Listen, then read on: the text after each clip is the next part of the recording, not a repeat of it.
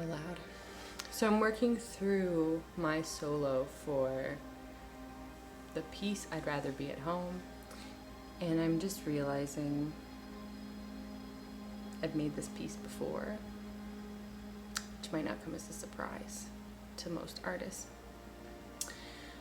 When I was in fourth year university, I made a piece called Knowledge, and I'm sure there was more to it than I remember. But what I remember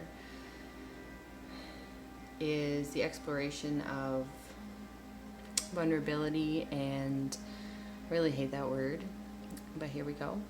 And fears, and going into that space for each character to ultimately become stronger or more resilient. And it was interesting because that piece also had 4 dancers with 4 solos that came together. And that is what's happening in this piece. And I know it's a structure that I use a lot because I've been kind of doing that in the pack a bit. But it's very interesting because I hadn't thought about that piece in a long time. I hadn't thought about anything I did in university really. And I was updating my website, and that's how I kind of came across it when I was like, do I want to share more about kind of like things I've done in the past? And it's just so interesting because at the time, you know, you're in university and everybody seems to be making these like highly choreographic, intricate pieces that are intense and are like super dynamic, and I didn't do that.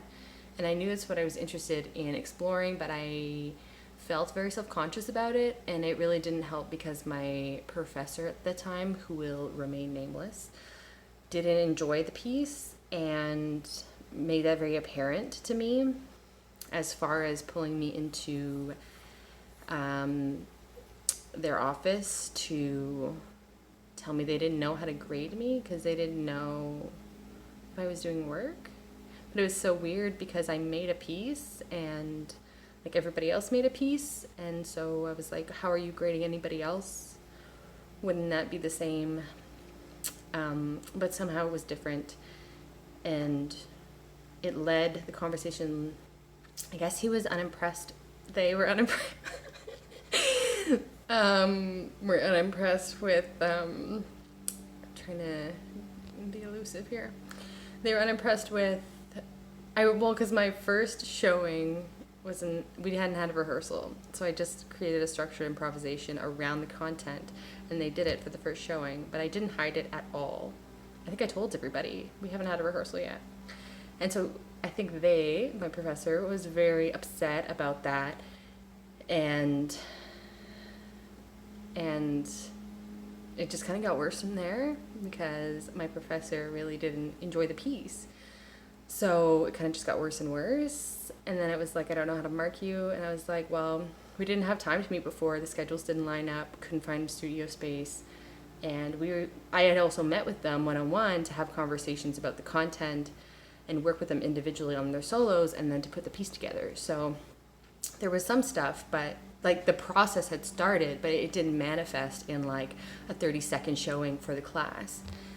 And, you know, I was like, we were really discussing and figuring out what the piece was about. And my professor said, well, dance isn't about anything. And I was like, I'm going to fail this class. So it was a tough experience because I was self-conscious about creating it in the first place. And then that didn't really help because there was no support kind of like from the guidance front. And so it was just like a really weird time. And I guess when I think back to it, I just am really thankful for the dancers who were in the piece.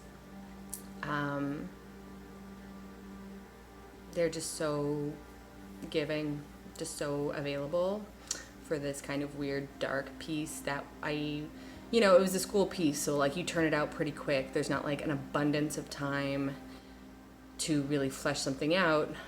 Everyone's in school, you're fighting for studio space because everybody's making a piece, everyone has a different schedule. Everyone's a full-time student. So I guess this is a part of me reminding myself that I should reach out to them and thank them for their time and energy and effort and credit them here,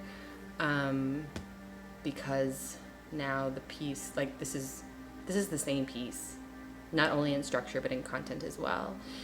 And so, you know, things come back around. And to know that they were a part of the seed of something that is still having a life,